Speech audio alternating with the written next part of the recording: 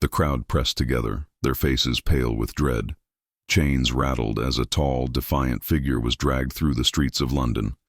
His flesh torn, his body broken, yet his eyes burning with fire, never lowered to his enemies. This was no ordinary criminal.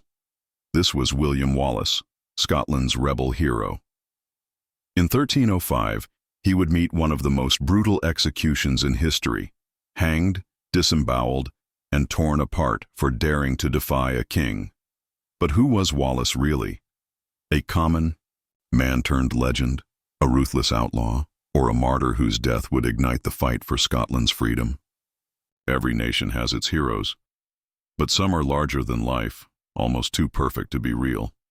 For Scotland, that figure is William Wallace, the towering warrior who roared freedom against the might of England, the man who, according to legend, fought with the strength of 10 men, swung a sword taller than most, and could rally entire armies with a single speech.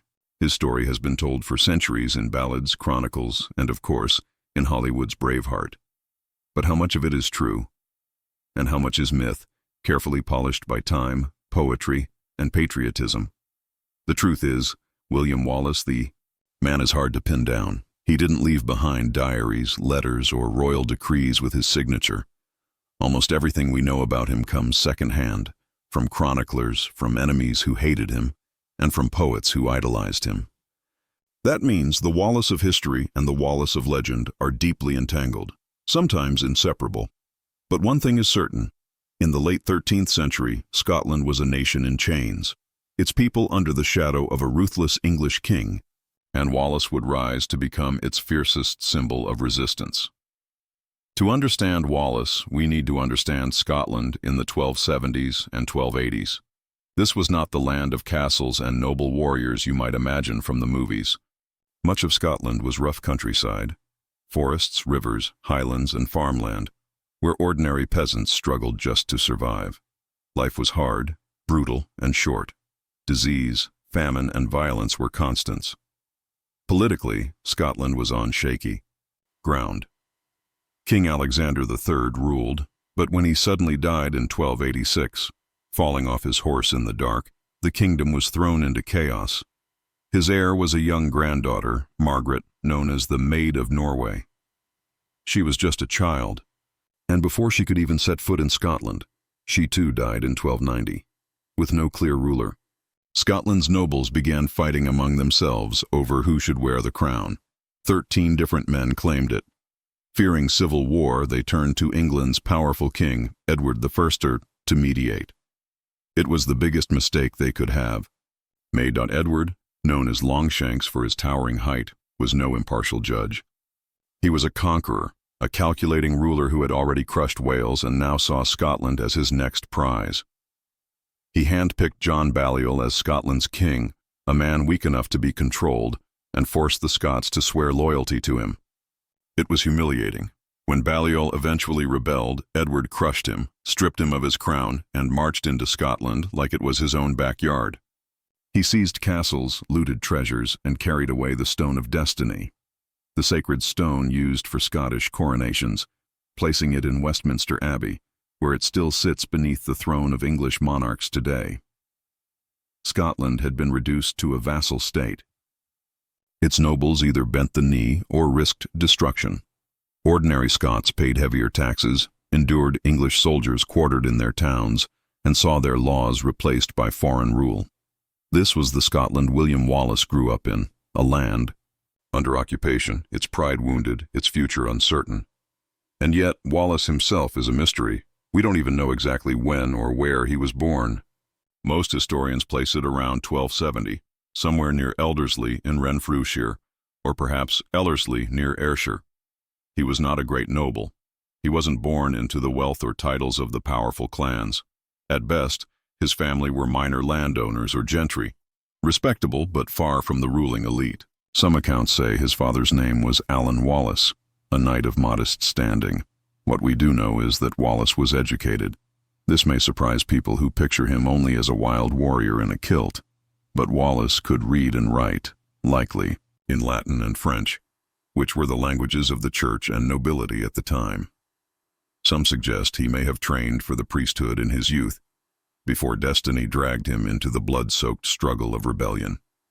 Descriptions of his appearance vary. Later poems describe him as extraordinarily tall, well over 6 feet, giant-like compared to the average medieval man. Strong, broad-shouldered, with piercing blue eyes. Was this exaggeration, or did he truly tower over others? We may never know, but such descriptions only fueled his myth as a larger-than-life figure. The question is, how does a man like Wallace, a relatively obscure figure, not a noble, not a general, suddenly rise to lead a national rebellion? The truth is, we don't have one clear answer. Legends say his revolt began with something personal, a violent encounter with English soldiers. One tale claims that Wallace was fishing when a group of English troops demanded his catch. He refused, and a fight broke out. Wallace killed one of them with his fishing pole, sparking his outlaw life. Another version says an English sheriff insulted him, calling him a thief. Wallace retaliated by killing him and fleeing into the woods, becoming a fugitive. But the most famous story is one of love and tragedy. In this version, Wallace had secretly married a woman named Marion Braveheart of Lamington. When English soldiers harassed her, she refused their advances and remained loyal to Wallace. In revenge, the English killed her. Consumed by grief and rage, Wallace struck back, ambushing and killing the English sheriff of Lanark, William de Heselrigge. This single act of vengeance is said to have lit the spark that turned Wallace from an outlaw into a rebel leader. Was it true? Hard to say. The story of Marion only appears in much later chronicles, and many historians doubt she existed at all. But whether myth or fact, the tale captured Scottish hearts. It gave Wallace not just a cause, but a human reason to fight. Love lost to tyranny. From that moment on, Wallace's life transformed. He gathered followers, outlaws, commoners, peasants, and even some minor nobles disillusioned with English rule. They fought not as traditional armies but as guerrillas, striking quickly, ambushing patrols, and vanishing into the forests. Wallace became a thorn in Edward's side. To the English, he was a criminal, a murderer, a traitor. To the Scots, he was a beacon of hope. His legend grew with each daring raid. Ballads were sung about his bravery. Children whispered stories about the giant who defied the king, the oppressed. Peasants, crushed under English taxes, began to dream of freedom again. Wallace was no longer just a man. He was becoming a symbol that scared the most powerful king in Christendom. But here's where the story gets tricky. The Wallace we celebrate today is filtered through centuries of storytelling. In the 1400s, a poet named Blind Harry composed The Wallace, a long epic poem that glorified him as a flawless national hero. In it, Wallace slays Englishmen by the hundreds, wins impossible battles, and stands as the pure embodiment of Scottish freedom. It was this Wallace, the one from Blind Harry's poem, that captured the imagination of future generations. And in fact, much of what people know about Wallace comes not from cold history, but from this fiery piece of patriotic literature. The reality, however, was more complicated. Wallace was indeed a warrior, but he could also be ruthless. Raids against English settlements were often bloody. Civilians were not always spared. For many nobles, Wallace was a dangerous upstart, someone who challenged their authority as much as he challenged Edward's. And yet, even with all these contradictions, his impact cannot be denied. In a time when Scotland's nobility wavered, made deals, or bent the knee, Wallace refused. He stood unflinching. Looking back, it's almost as if his story was destined to end in blood and fire. From the very start, Wallace was not just fighting for land or titles, he was fighting for an idea. An idea of a Scotland free from English rule. And ideas are dangerous. Kings can crush armies, but they cannot so easily kill ideas. That, perhaps, is why Wallace had to die so brutally, hanged, disemboweled, and quartered, so that his memory would terrify, not inspire. But history doesn't always obey kings. Wallace's execution did not erase him. It immortalized him. It turned a man into a martyr, a legend into something eternal. William Wallace, The man may be shrouded in mystery, his birth uncertain, his actions exaggerated, his story wrapped in myth. But William Wallace, the legend, that firebrand of freedom, that symbol of defiance, would live on forever. And it all began with one question. When faced with tyranny, how much is a man willing to sacrifice for the idea of freedom? The story of William Wallace truly begins not in the courts of kings or the halls of power, but in the quiet countryside of Scotland, a land of misty highlands, rugged hills, and villages that lived under the shadow of foreign rule. Wallace was born around 1270, the second son of a minor landowner in Elderslie, near Paisley. He was not destined for nobility, nor was he raised to inherit kingdoms. His future, it seemed, would have been a modest one. A life of farming, fishing, or perhaps serving in the church, but history had other plans. By the late 13th century, Scotland was drowning under the weight of English oppression. King Edward the Fern of England, known as Longshanks, was ruthless and calculating, determined to crush Scotland and claim it as his own. Taxes soared, freedoms vanished, and the English garrisons stationed across Scotland acted more like conquerors than guardians. To the common people, every day became a fight for dignity, for survival, and for freedom.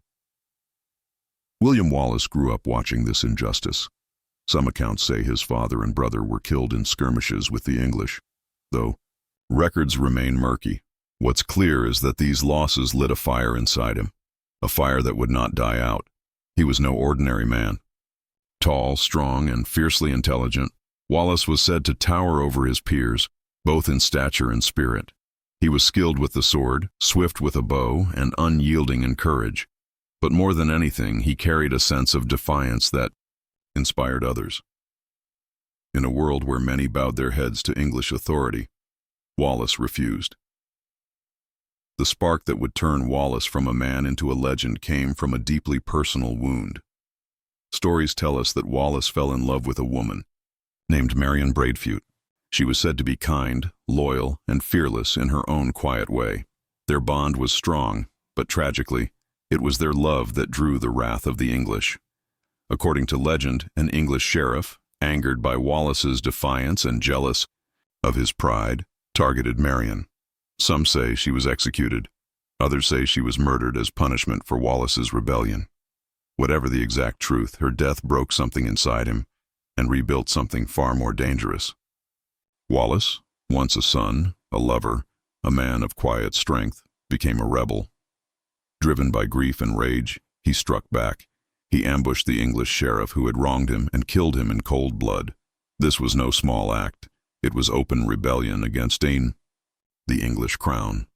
From that moment forward, William Wallace was a hunted man, but he was also something more, a symbol. Word of his defiance spread quickly across Scotland. To the oppressed farmers, peasants, and townsfolk, Wallace's actions were not just vengeance, they were hope. Here was a man who dared to fight back when no one else would. One by one, men joined him. Farmers laid down their plows and took up spears. Hunters sharpened their arrows. Entire villages whispered his name like a prayer, as though Wallace himself embodied the Scotland they longed for, fierce, unbroken, free. What began as skirmishes soon grew into something larger. Wallace led raids against English garrisons, struck supply lines, and liberated towns one after another. His strategies were simple yet brilliant. Strike fast, strike hard, vanish into the land before the enemy could regroup. To the English, he was a ghost, unpredictable, merciless, impossible to crush. But Wallace was not fighting for glory. He fought for something far greater, for the very soul of Scotland. And though the crown branded him an outlaw, though the English called him a traitor, to the people he was already becoming something far more powerful. The voice of rebellion, the heart of freedom, the rising storm that no king could silence. The rebel had risen, and soon the entire kingdom would tremble at his name. The year was 1297. Scotland was burning under the iron grip of English rule. But that autumn, the winds shifted, and history turned at a narrow wooden bridge over the River Forth. The English army marched north, confident, armored, and arrogant.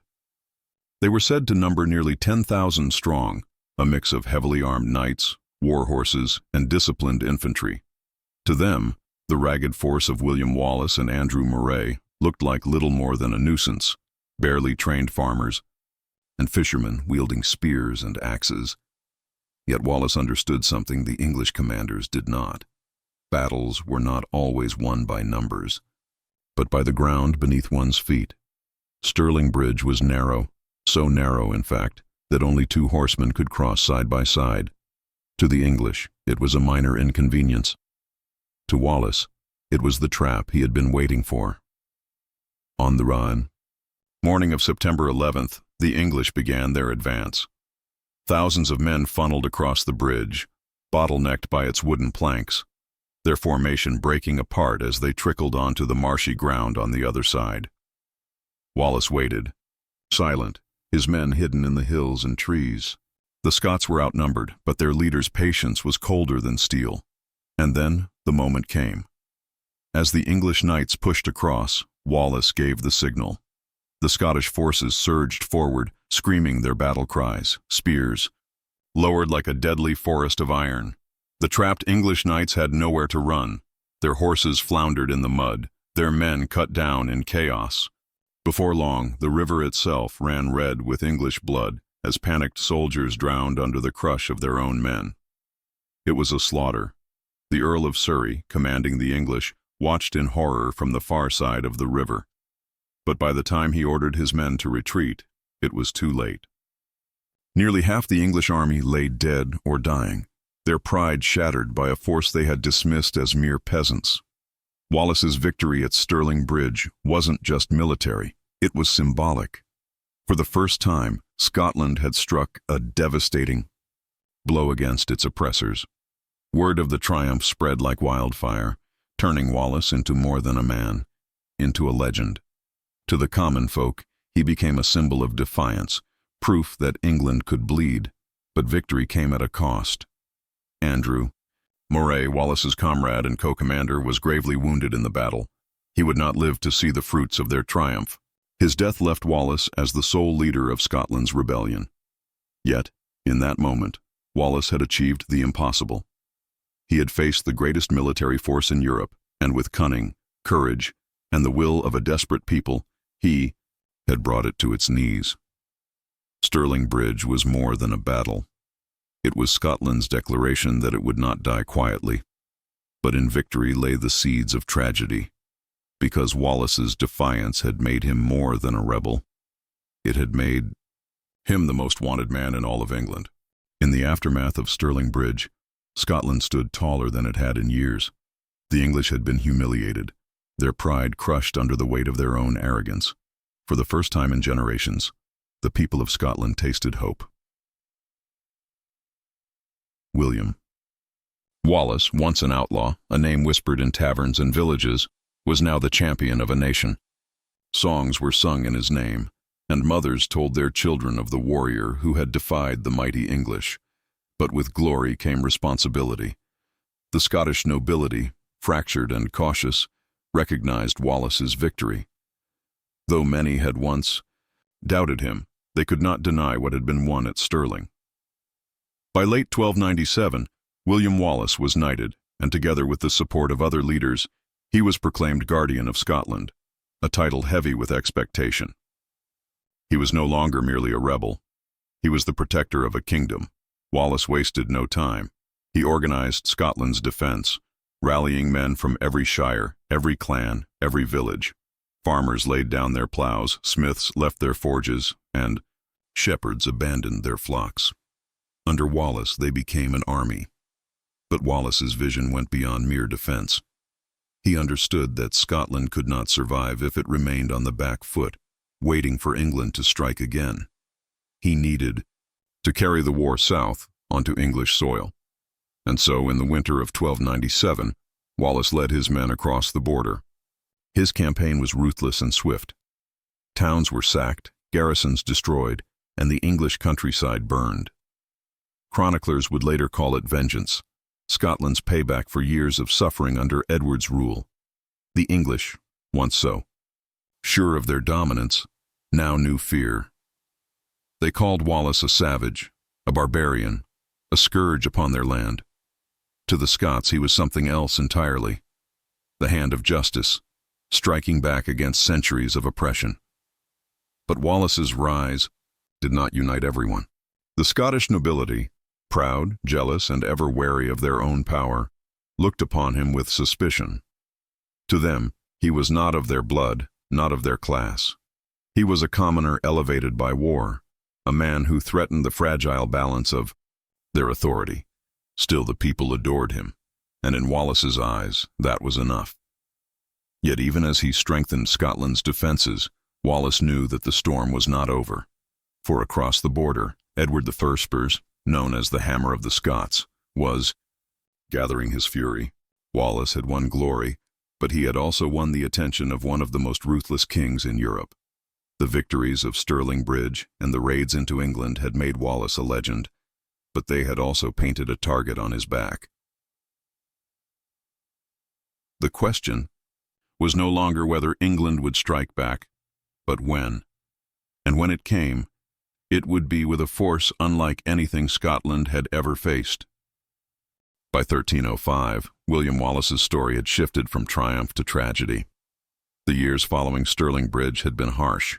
Defeat at Falkirk in 1298 had weakened his forces, and though he fought on, the tides of war turned against him. Betrayals from within Scotland's own nobility and the relentless might of Edward the Sir left Wallace hunted, moving in shadows, his army dwindled. To the English crown, Wallace was no longer a warrior. He was an outlaw, a terrorist, guilty of treason against a king he had never sworn loyalty to. His capture was inevitable. Betrayed, some say by a fellow Scot, Wallace was seized near Glasgow in August 1305 and taken in chains to London. It was here, far from the Highlands and glens he fought to free, that Wallace's final chapter unfolded. Londoners flocked to see him. To the English, he was infamous, a symbol of rebellion. To Edward, he was a threat that needed erasing, not just in body, but in memory. His trial was little more than theater. Wallace was accused of treason, though he famously declared, "I could not be a traitor to Edward, for I was never his subject." But his words carried no weight. The sentence had been written long before he stood in that courtroom. On August 23, 1305, William Wallace was dragged through the streets of London, stripped, chained and tied to a horse's tail. He was paraded before jeering crowds, a public humiliation designed to break him. But Wallace did not break. At Smithfield, his execution was carried out with brutal precision. First, he was hanged, but cut down before death could claim him. Then came the knives, disembowelment, mutilation, his cries drowned in the roar of the crowd. Finally, his body was quartered, his head set upon London Bridge, his limbs sent to Scotland as a warning to all who dared follow him. Edward believed he had destroyed the legend of William Wallace, but in truth, he had done the opposite. Wallace's death did not silence Scotland. It ignited it. His martyrdom lit a fire that others would carry. Robert the Bruce, who just years later would lead Scotland to victory at Bannockburn, drew strength from Wallace's sacrifice.